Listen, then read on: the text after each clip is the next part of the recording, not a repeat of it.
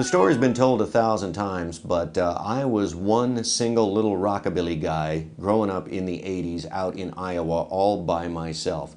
When I first moved to Chicago in about 1984, I was stunned because there were hardcore rockabillys just coming out of the walls as far as I was concerned. Grand total, there were probably 10 guys at that point in time, but that seemed like an absolute battalion as far as I was concerned.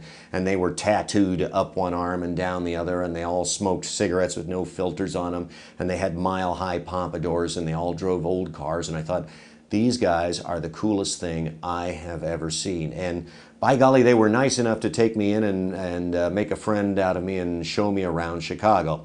Well, whether it was because it was the 1980s and the rockabilly scene nationwide was still very small, or whether it was because I was just this young knucklehead from Iowa who didn't know any better, I always thought that when I was around other rockabilly guys, I had to be very, very careful. And I had to not allow or not let them know that I knew about anything outside of the world of rockabilly, that I didn't listen to any modern records, and I preferred not to drive a new car, and that I didn't know anything about what was going on in the world. I only knew 50s, 50s, 50s.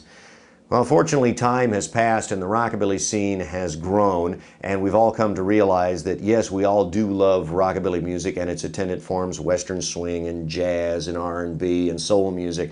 We love that stuff very dearly, but it's okay to like stuff far beyond the pale. I mean, you know, we're well into the 2000s now. I think it's okay for me to let people know that I really do like Billy Joel and Poison.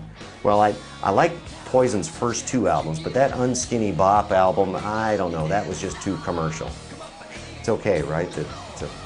Maybe?